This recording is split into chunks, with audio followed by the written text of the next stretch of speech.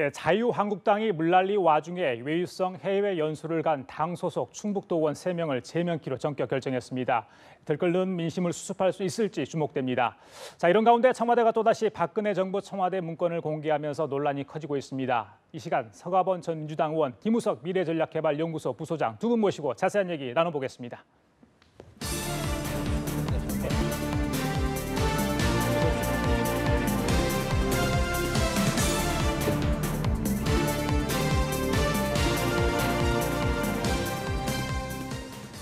네, 먼저 물의를 빚은 충북도의회 의원 얘기를 좀 해보겠습니다. 자, 외유 떠났던 4명 가운데 2명은 돌아왔고요. 어제 사과 기자회견했고 오늘 참외 자원봉사 활동을 지금 수해복구 현장에서 벌이고 있는 것 같습니다. 나머지 2명은 이제 뭐 내일 돌아온다 이런 소식이 있죠. 자유한국당이 먼저 이제 자당 소속 의원 3명에 대해서 제명 조치를 하기로 결정을 했다고 합니다. 이 배경 어디 있다고 보십니까? 실제로 좀 지금 뭐 전국적으로 국민들도 그렇고 언론도 그렇고 지금 이 정말 들끓고 있지 않습니까? 민심이. 더군다나 이게 청주는 그렇게 수해 피해가 없는 지역이었어요, 예. 과거에. 그런데 지금 뭐 정말 몇십 년 만에 예. 처음으로 났는데 예. 가장 그 앞장서서 주민들의 아픔을 함께하고 팔과도 붙이고 이 복구 같이 함께 해도 모자랄 판에 외유를 떠났는데 외유를 떠난 것도 모자라서 국민들도 이 그 들쥐에 지금 비유를 김학철 의원이 했다는 거 아니겠습니까? 지난번에 이 태극기 탄핵 집회, 탄기국 집회 가서는 또 뭐 이 국회의원들, 언론인들, 심지어는 법조인들까지 이 그 미친 개에 비유했던 그 의원이더라고요. 이 그 명세히 공당으로서 공당에서 공천한 지역의 대표자들 예. 당연한 조치 아니겠습니까? 예, 알겠습니다. 자, 먼저 우리 선생님 얘기 듣기 전에 오늘 자원봉사에 나섰던 의원 얘기 좀 듣고 갈까요? 어떤 마음, 심정으로 지금 자원봉사에 임하고 있는지 이런 얘기를 했습니다. 제가 생각이 좀 짧아가지고 본의 아니게 또 이렇게 수해 입었음에도 불구하고 또 해외 연수를 가게 된 점에 대해서는 도민 여러분께 이 자리로 다시 한번 사과의 말씀드리겠습니다. 하여튼 이제 수해 복구 현장을 꼼꼼히 살피면서 빨리 복구가 될 수 있도록 최선을 다해서 노력을 하고 또 몸으로써 봉사하면서 사죄드리는 모습 확실하게 보여드리겠습니다. 다시. 수해 현장에 와 보니까요, 정말 말로 표현할 수 없도록 참담하고 수해민들의 아픔을 정말 왜 이렇게 진짜 못했나 하는 후회감이 들고요. 앞으로 수해가 복구가 끝날 때까지 끝까지 동참을 하겠습니다. 충북도민들께 지금까지 잘못된 부분 미 10개라도 할 말이 없지만 그래도 도민들이 아픔을 씻어주는데 최선을 다해서 노력하겠습니다. 예, 자, 김 소장님, 때늦은 후에 반성을 하고 있는 모습 같습니다. 예, 어떻게 보셨어요? 우리가 몇 가지 피해야 할 것들이 있습니다. 지금 이 부분에 대해서는 우리가 레밍이 될 필요는 없는 거 아니에요. 그래서 회피해야 할 시각이 있는데 첫째는 대부분 지방의원들이 그렇게 매도당하는 일은 없었으면 좋겠다는 생각이 들고요. 칭찬할 부분들도 칭찬을 받아 마땅한 분들도 있겠죠. 그런 부분들에 대해서 막무가내식으로 비난하는 거는 우리가 좀 고려를 해봐야 할 것 같고 두 번째는 진영과 이념 논리로 얘기하는 것도 한계가 있다. 이런 생각도 들고 세 번째는 이거를 정무적 감각이 없다. 이런 식으로 표현하는 분이 있었어요. 그런 부분들에 대해서도 우리가 좀 너무 정치 논리로 이렇게 접근하면 안 된다. 이런 생각이 듭니다. 그래서 이런 경우는 사실 의원들이 가지고 있는 개개인의 자질 문제가 아니겠습니까? 그리고 그 자질을 검증하지 못하는 우리 공천 시스템, 선거 시스템에 문제가 있다고 접근하는 게 맞을 것 같아요. 그래서 내년에 지방선거가 있지 않습니까? 그렇다고 하면은 이런 경우에 어떻게 공천 시스템을 개혁해가지고 정말 선량들이 봉사할 수 있는 기회를 가질 수 있도록 만드느냐 이런 부분들로 논의를 좀 좁혀 나가야 할 것 같고 그래야지 생산적이지 않겠습니까? 그동안은 지방의원들 중에 상당수들이 상향식이라는 이름으로 국회의원 배지까지 달았어요.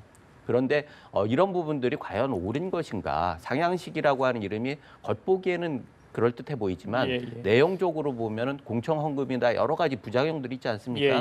그런 부분들을 이번 기회에 우리가 좀 숙고를 하는 계기를 만들어야 하는 거 아닌가. 내년에 선거를 대비해서라도 그런 생각을 갖게 됩니다. 알겠습니다. 해외 연수 다녀와서 뭐 연수 보고서 베끼고 뭐 대리 작성하고 그래서 뭐 문제들이 많이 났지 않습니까? 방금 우리 소장님 말씀하셨지만 내년 지방선거 있습니다. 자, 이런 분들에 대한 철저한 검증, 과거에 뭐 전과자들 굉장히 많았다고 해서 문제도 되고 했는데 뭐 검증 시스템이 제대로 갖춰져 있는지 모르겠어요. 어떻습니까? 실제로 이제 중앙당에서 하고 또 지방의원 같은 경우는 이제 도당 대부분의 정당들이 그 도당 차원에서 이 공천 심사를 하고 또 이 과정들 경선 과정들을 거치는데 약간의 정당별로 차이는 있습니다만은 지금 이렇게 부소장님 말씀대로 이 그간에 보면은 거의 지구당 위원장들의 이 권한으로 맡겨져 있는 거나 다름 없었거든요. 그냥 공천 받으면 끝이다.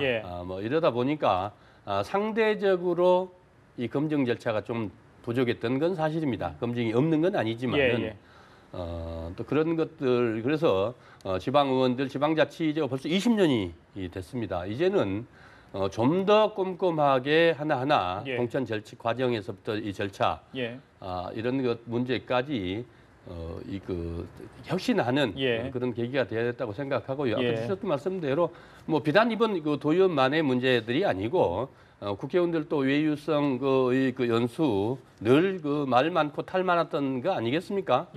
그런 것들도 차제 정말 말만이 아니고 제도적으로 전반적으로 좀 한번 정비하는 그런 계기가 됐으면 좋겠다 싶습니다. 알겠습니다. 자, 야당 상황을 좀 짚어볼까요?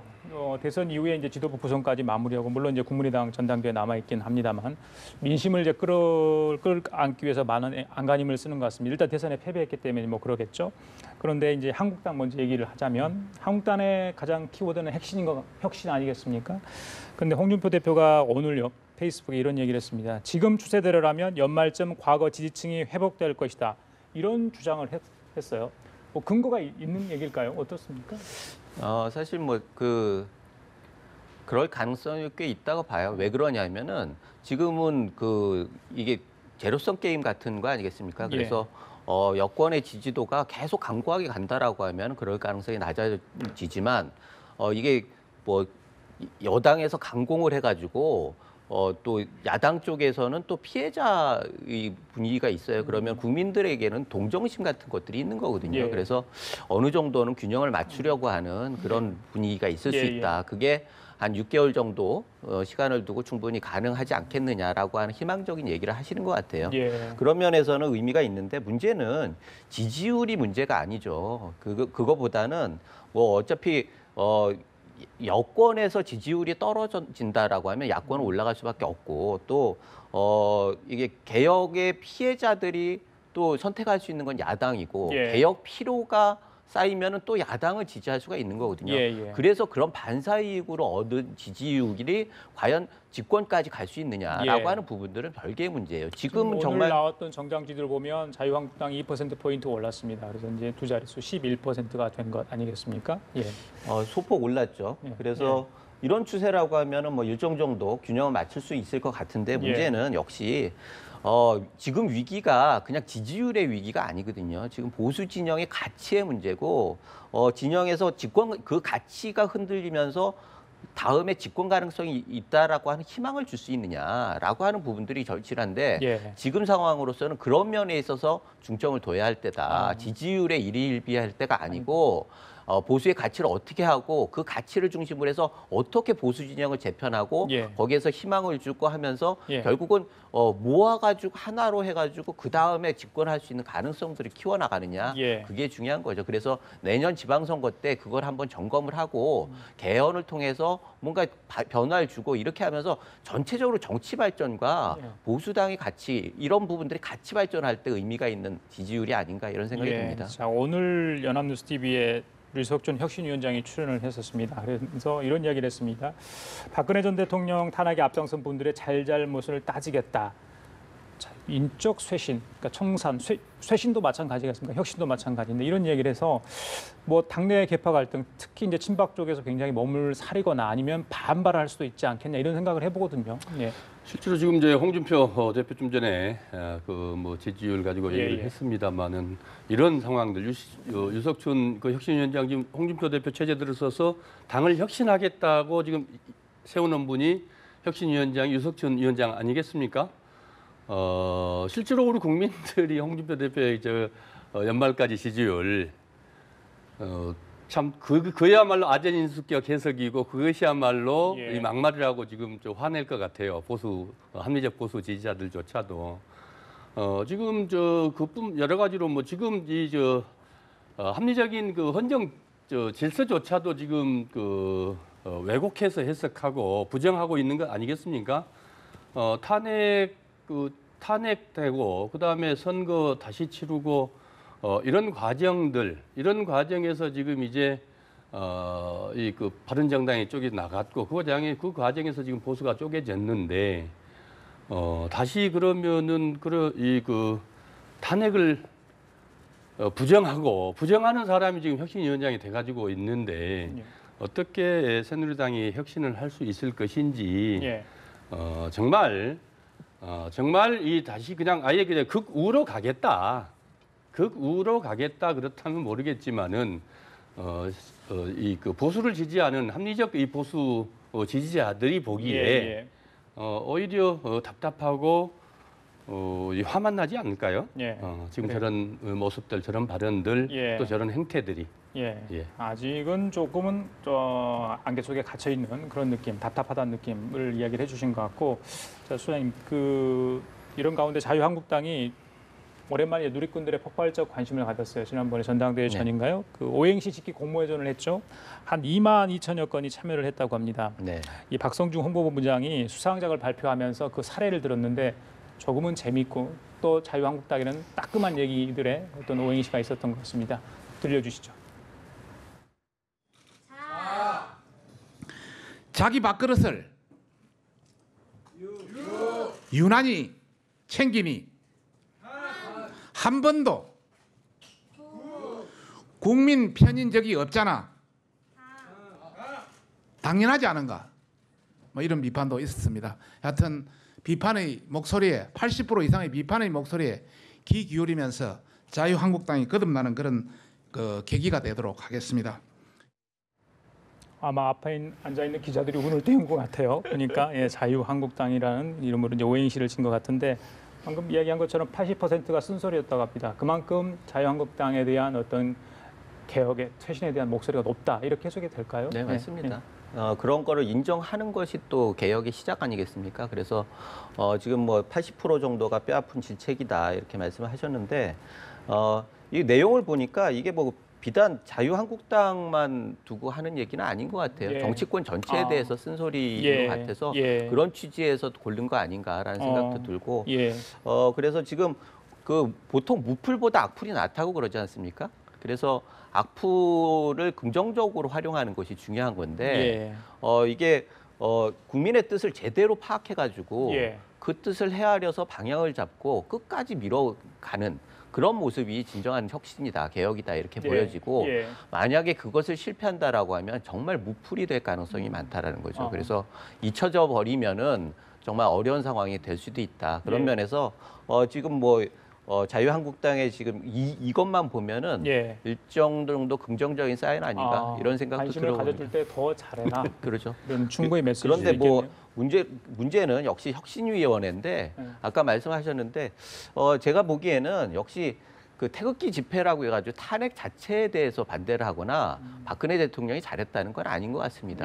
결국은 어떻게 평화롭게 퇴진할 수 있는 길을 당론을 정했는데 그것을 깨고 탄핵으로 그냥 몰아붙였느냐라고 하는 거에 대해서 책임을 묻겠다 이런 취지로 저는 읽혀요.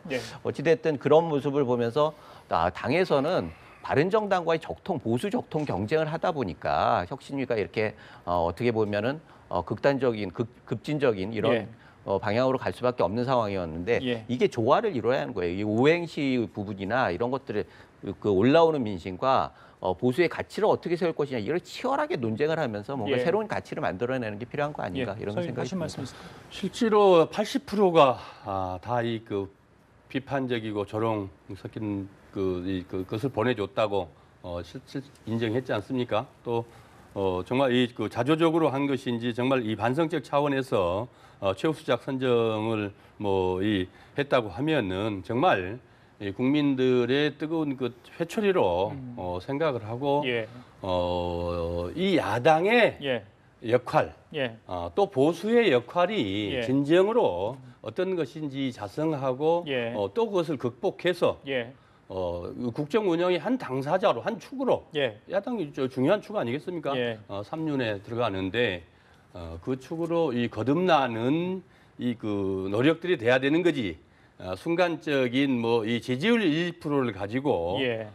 그것을 가지고 지금 이런 노력 이런 이 얘기들을 하고 또 이런 일들 이벤트로 한다는 것 하면은 결국 더 큰 나락으로 빠질 것이다. 예. 혁신 그 작업도 예. 역시 그 차원에서 이루어져야 되는 것이지. 예. 정말 우리 국민들이 자유한국당이 원하는 이 그 야당으로서의 그 위상과 모습, 예. 역할들, 예. 진정성들이 무엇이냐, 예. 또 어떻게 가겠다는 것이냐, 예. 이것을 보고 기대하고 원하는 것 아니겠습니까? 예, 알겠습니다. 자, 선생님께서 이제 보수적 통 경쟁 자유한국당과 하고 있는 바른정당 얘기 잠깐 하셨는데 어제 그제 TK 민심을 잡기 위해서 바른정당 지도부들이 대구 경북 지역을 방문했지 않습니까? 네. 그런데 구구 단체들의 어떤 시위도 있었고요. 굉장히 쓴소리도 많이 들었고 비난도 있었다고 합니다. 어제 이제 박정희 전 대통령의 생가를 방문했는데 이런 장면이 연출이 됐습니다. 한번 영상 보시겠습니다.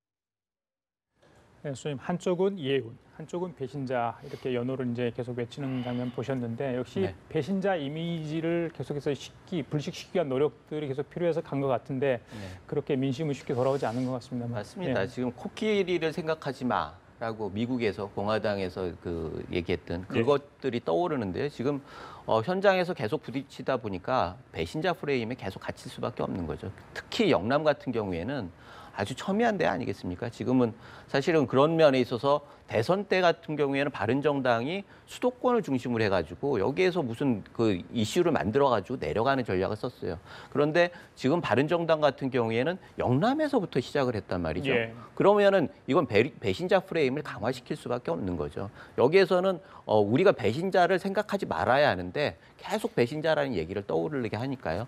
그런 면에서 전략적으로 맞았느냐라고 하는 부분들에 대해서는 우리가 그 바른정당이 한번 다시 생각해 볼 필요가 있고요. 예. 그리고 영남의 첫 행선지가 봉하마을이었다는 것들이 문제입니다. 사실 지금 박정희 대통령 간 것도 박정희 대통령 생가를 먼저 갔다라고 하면 저렇게 됐을까라고 하는 생각이 드는데 결국은 이건 선택의 문제인데 첫 행보가 봉하마을이었다 보니까 일관성이 없는 거 아니냐, 너무 왔다 갔다 하는 거 아니냐. 그러면 필요한 것만 취하는 거 아니냐 이런 생각을 가질 수 있거든요. 그래서 전략적으로 저거는 다시 한번 검토를 할 필요가 있는 것 같고요. 역시 보수의 가치에 대해서 새로운 대안과 그거 일관성을 보여주는 것이 우선이지 퍼포먼스를 가지고는 한계가 있다. 그리고 그것이 지역의 땅 따먹기식으로 가면 한계가 있을 수밖에 없다라고 하는 걸 보여주는 사례인 것 같습니다. 실제로 이 그 바른정당의 길이라는 게 얼마나 지난하고 어려움인지 특히나 이 배신자의 프레임을 극복하는 그 어려움은 이미 창당 당시부터 유승민 후보가 또 그 고충들을 충분히 얘기했고 담대하게 그런 이 극복의 과정들을 걷겠다라고 했지 않습니까? 그런 초심들을 잃지 않고 지금 저런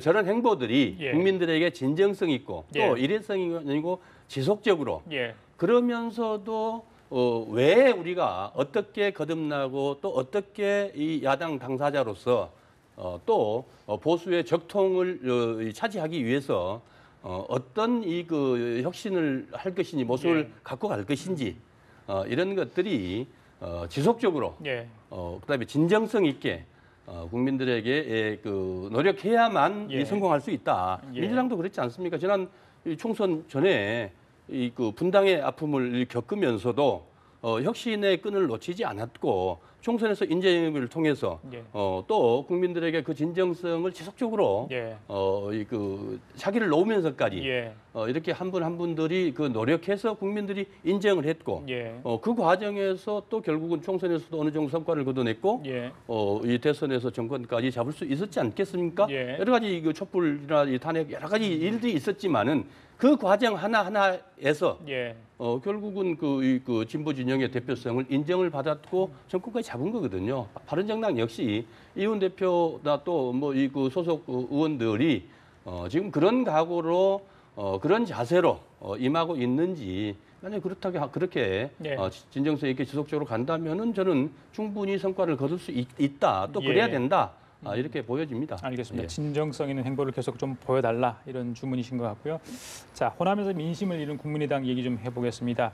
자, 제보 조작 사건으로 창당 이후에 최대 위기를 좀 맞고 있지 않습니까? 그러다 보니까 이제 전당대 8월 27일 날 있는데 지도 체제를 변경을 해서 위기를 좀 극복해 보겠다 이런 심사인 것 같습니다.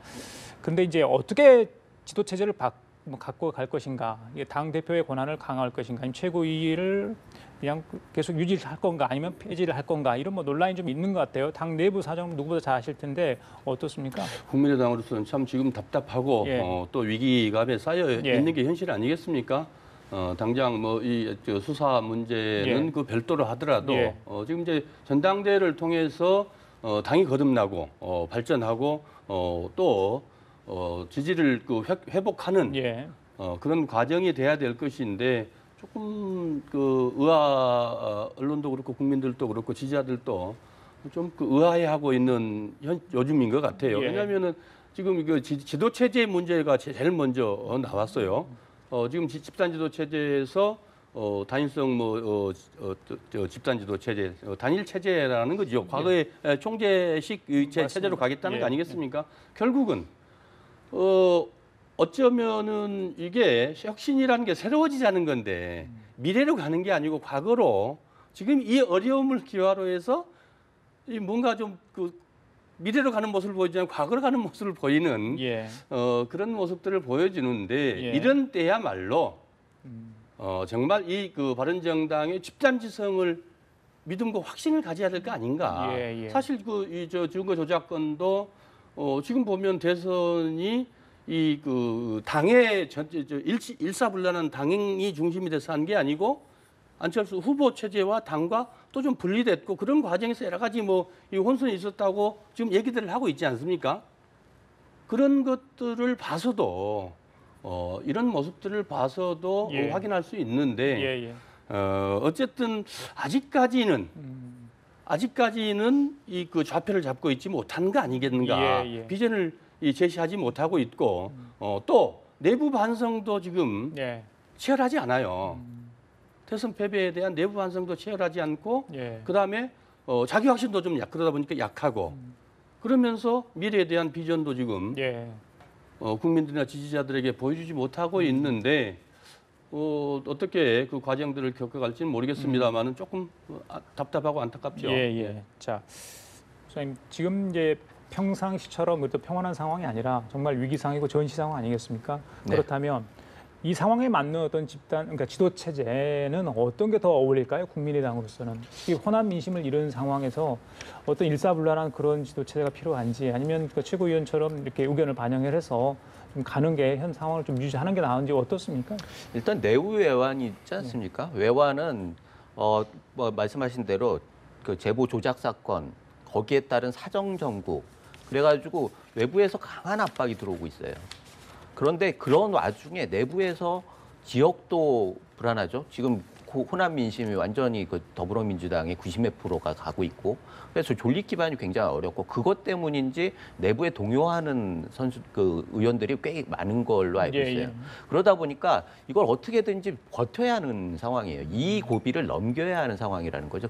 그러니까 어쩔 수 없이 단일성이라고 하는 부분들이 강조될 수밖에 없는 거고 그러다 보니까 이 분봉을 최고위원이라고 하는 게 어떻게 보면 분봉 아니겠어요? 그래서 많은 참여자들이 같이 힘을 모아가지고 하자. 그래서 결국은 단일성 집단 지도 체제라고 하는 결론에 이를 수밖에 없는 것 같은데 물론 이게 지금 단기적으로는 상당히 뭐 이유가 있는 얘기예요.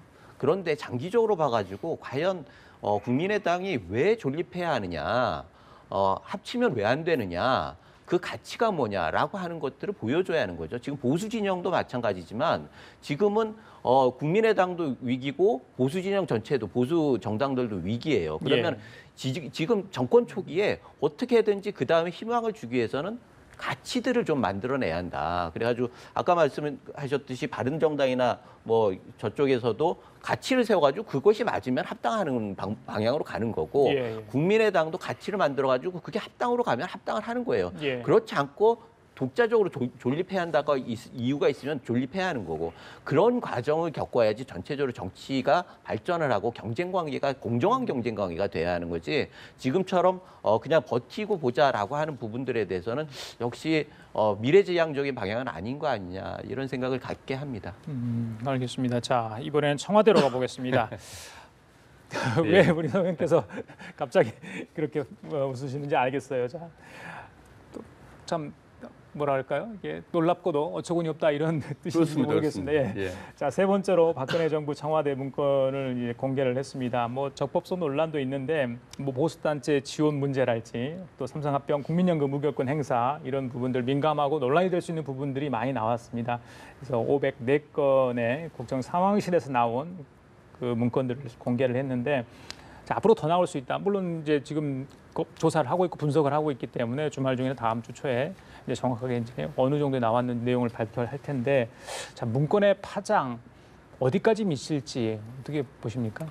실제로 이제 이 문건들이 우리가 생각했던 거 처음에 뭐 민정에서만 해서 몇백 한 500건 뭐 이것만 해서 이게 그 어떻게 된 거냐고 논란을 했는데 이미 이제 청와대 전반에 전 그 수석실에 걸쳐서 수천 건이 나와버리니까. 이게 뭐 어떻게 이거는 뭐 뭐라고 얘기할 단계가 아니죠.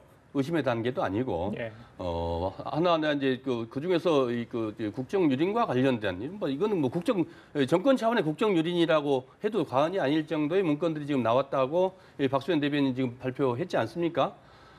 결국 그 검찰로 하나 다 넘겼는데 검찰에서 이제 하나하나 이 건에 대해서 문제 있는 것은 문제 있는 대로 또 문제 없는 것은 문제 없는 대로 경중을 가릴 건 가리고 또 수사를 할 것들은 하고 또 문제에 사법 절차를 밟을 것들은 밟고 그 모든 판단과 판단은 이 검찰 수사 단계에서 검찰에서 이루어지겠죠. 청와대에서는 일단 이 검찰로 넘겼으니까요. 그렇긴 합니다만은 사실 이 사안 자체가 참 아까 뭐 우었다는데 믿기기가 어려워요. 믿기가 어려운데 어떻게 이런 일이 발생됐을까? 청와대 계셨을 때도 그렇습니다. 왜냐하면은 이 기록물법이 더군다나 만들어져서 이 전자적 장치에 의해서 전자적으로 문서를 생산해야 하고 또 매년 문서 기록 정부 기록원과 함께 이관시켜야 될 목록들을 협의를 하고 또 넘깁니다. 그리고 넘긴 문건들은 비밀이나 공개 지정 기록물 분류가 끝나서 이관시키면은 자동적으로 남아 있는 모든 사본까지도 다 파쇄하게 돼 있거든요. 그렇기 때문에 청와대는 사실 업무 협조 차원이라든지 그다음에 인수인계 차원에서 넘겨준 문서 외에는 문서가 남아 있어서는 안 돼요. 예를 들면 청와대 참여정부 시절에 이명박 정부는 잘 모르겠습니다. 참여정부 시절에 업무 매뉴얼이 한 552개, 그다음에 정책 백서 77권, 보고서 지시사항 일정 일지당 한 6,970건 포함해서 한 6,700건, 그건 7,000건을 인수인계 차원에서 그다음에 다음 정권에게 그 업무 연속성 차원에서 그렇게 인수인계를 해줬거든요. 아, 예. 그런 것을 제외하고는 공개될 것은 공개, 그다음에 비밀로 분류할 건 비밀로, 그다음 시정기록을 해서 15년 내지 30년 동안 보지 못하게 예. 할 것들을 그렇게 기록해서 다 넘기는데 예. 어떻게 내냐 이거죠. 그렇죠. 그래서 현재 남아 있는 거 가지고 무슨 고소를 한다, 고발을 한다, 한다 이거는 예. 사실과 전혀 다르죠. 왜냐하면은 청와대 문건들은 기본적으로 이관을 하더라도 공개가 원칙입니다. 공개하지 못할 것들을 비밀로 지정하고 또 지정기록물로 정권 차원에서 이게 정치적으로 이용하지 못하게 예. 지정기록물 또 좀 더 엄중하게 국가안보라든지 외교 문제라든지 예. 기밀과 관련된 문제들을 지정해서 15년 또는 30년 기한을까지 가도록 한 건데 예. 좀 어이없는 예. 일들이 지금 벌어지고 있는 겁니다. 선생님께서 공개가 원칙이다 했는데 이제 공개의 어떤 적법성 논란도 계속 되고 있는 상황이고 어제 박수현 대변인은 국민의 알 권리를 이야기를 했어요. 정말 큰 가치를 이야기를 해 버렸거든요. 주장님 어떻게 들으셨어요? 어제 너무 큰 얘기를 하셔가지고 사실 그러려고 하면 논쟁을 좀 피해가는 측면이 있죠. 아까 서 의원님 말씀 맞습니다. 그거 옳습니다. 그런데 아쉬운 점이 있다고 하면은 그 반년 동안에 우리 헌정사상 초유의 일들이 너무나 많았어요. 탄핵 사건이라고 하는 게 그야말로 초유의 일이었고 그러다 보니까 청와대가 거의 공백 상태였어요. 분류가 제대로 이루어졌을 수도 없고 그러다 보니까 현 정권에서 조금 더 신중하게 이걸 했어야 하는 거 아닌가라고 하는 아쉬움이 남는 게 사실입니다. 그리고 법적 검토는 그 다음에 문제고 지금 결국은 이건 정치적인 문제로 해석할 수밖에 없는데 지금 야권도 위기지만 여권은 굉장히 도전 상황이에요. 지금 성공한 정부를 위해서 야당의 협조가 가장 중요한 상황인데 증거 조작 사건 수사를 통해서 국민의당을 압박을 하고 있고 지금 청와대 문건 문제를 가지고 구여권 지금 그 한국당이나 바른정당을 겨냥하고 있는 거 아니겠습니까? 그런 면에서 지금 전선을 너무 넓혀놨다라는 거죠. 그래서 이게 좀 요령 있고 현명하게 대처할 수는 없었을까라고 하는 생각이 드는데 지금 야당을 계속 자극을 하면서 야당 대표들 모아놓고서는 또 협치를 강조하고 그런데 결과적으로 그 오후에서는 국정과제 1호로 적폐청산 그리고 그 정부에 다 국정농단을 조사해라. 이렇게 얘기를 하고 또 사정정국 그 반부패 회의를 하면서 사정정국을 이렇게 하면서 그런 모습을 보이면서 또 두 가지 사인을 동시에 하고 있다라는 거죠. 그래서 야당 입장에서 굉장히 혼란스럽고 그리고 이런 상황을 보면서 야당은 생존을 위해서라도 공격을 할 수밖에 없는 거죠. 그래서 이런 상황은 여도 야도 굉장히 어려워진다. 그래서 협치는 구호로만 되지 않는다라고 하는 박주선 대표의 얘기가 신중하게 받아들여야 할 것이 이게 구호는 금방 잊혀져요. 이거를 성공한 정부까지 끌고 가기 위해서는 국회의 도움을 만들어내는 구조가 중요한 거거든요. 이 구도는 어떻게 보면은 상당 부분 양보가 필요한 거예요. 지금 여소야대 국면이고 그리고 선진화법이 엄연히 있고 그래서 이 과정에서 어떻게 국회를 협조를 구해가지고 개혁을 달성하고 국가를 올려놓을까 여기에 집중을 해야 할 때지 지금 이런 부분에 대해서 아쉬움이 있습니다. 문서 공개는 이게 누가 의도했던 게 아니고 이게 갑자기 터져 나온 거예요. 생각지도 못하게 어마어마한 일들이 벌어져 버린 거죠. 어처구니 없는 일이 벌어진 겁니다. 그거를 지금 지금 현재 청와대에서 이걸 기록을 분류해서 기록원으로 넘길 권한이 없어요, 법적으로. 이게 그러면은 저거를 가지고 그냥 청와대에서 다 가서 불질러 버릴 수도 없는 것이고 결국은 고민 끝에 검찰로 넘긴 겁니다. 검찰에서 판단해라는 거죠. 그러나 국민들에게 최소한 국민들이 이제 갑자기 국민들도 지금 우리 부소장님 말씀도 마찬가지지만은 같은 맥락이지만 이게 어찌된 거냐 할 거 아니에요.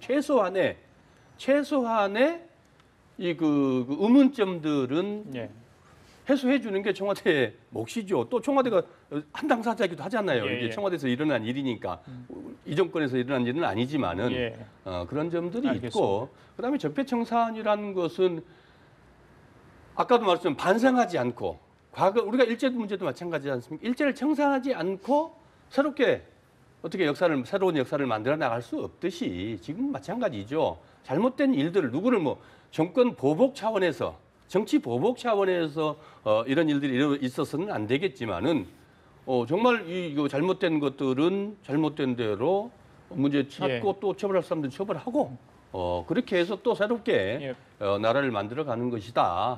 그런 것이지 이 정치 목적, 정권 유지 차원에서 이 정치 보복을 하는 것은 아니다. 이런 점들을 분명히 말씀드리고 제가 싶습니다. 한 말씀 짧게 말씀드리면 적폐천사 문제는 목표가 될 수는 없어요.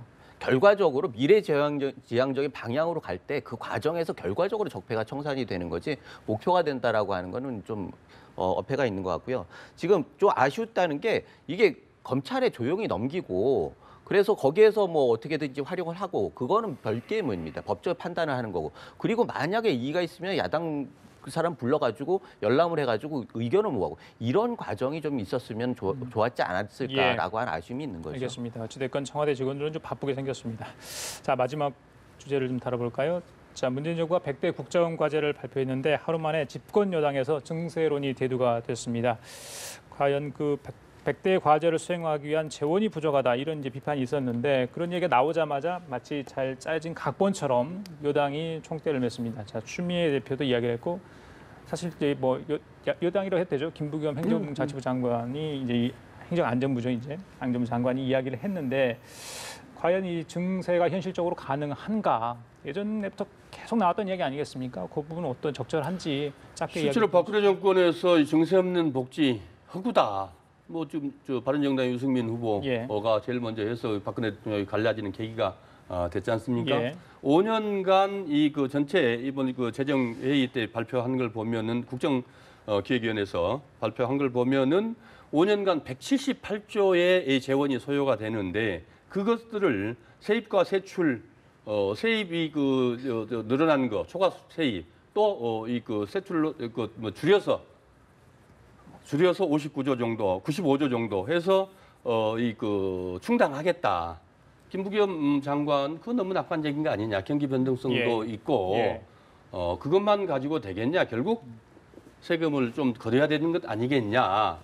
짜여진 각본처럼 보이고 또 추미애 대표도 또 비슷한 말씀을 하셨죠. 또 우원식 원내대표도 그건 우리 당에서 지금 현재 마련해 가고 있는 과정이다라고 했는데 결국 각본이라기보다는 여권도 국정을 책임지고 있는 청와대 정부 여당이 같이 지금 문제 의식을 공유하고 있고 이것을 어떻게 극복해 갈 것인지 사실 이 문제의 증세 논쟁이라기보다는 지금까지 아까 증세 없는 복지 유승민 의원이 얘기할 때도 이게 이 세금 이 증세 문제가 지금까지 기울어지는 운동장이었다는 거 아닙니까? 부자들 초부자들은 초대 기업들 또 뭐 이 부자들은 오히려 세금을 작게 내고 담배세라든지 뭐 이런 서민들이 세부담이 더 증가했는데 이런 기울어진 운동장을 바로잡는 계기가 돼보자. 이런 논의의 시작 아닌가 싶습니다. 자, 마지막으로 소장님 간단히 정리해 좀 해주시죠. 고양이 목에 누가 그 방울을 달 것인가의 문제인 것 같아요. 박근혜 정부에서는 실패했습니다. 유승민 의원이 아까 말씀하셨듯이 팽을 당하는 계기가 됐고 이번에는 그 당에서 문제 제기를 한 거죠. 문제는 그 조세 저항을 어떻게 줄일 건가요? 개혁을 완성하기 위해서는 조세 저항을 최소화해야 하는데 그러려고 하면 역시 세출에 대한 이해를 넓혀야 한다. 뭐 지금같이 추경처럼 이런 논란이 있으면 곤란한 거고 그다음에 돈 버는 방법을 정책적으로 만들어야 한다. 지금은 뭐 돈 버는 걸 다 막고 있는 그런 상황이라서 이 얘기가 되기 때문에 이런 부분들을 고려를 해야겠죠. 알겠습니다. 자, 지금까지 서가번 전 민주당 의원 김우석 미래전략개발연구소 부소장과 함께 얘기 나눠봤습니다. 두 분 말씀 감사합니다. 감사합니다.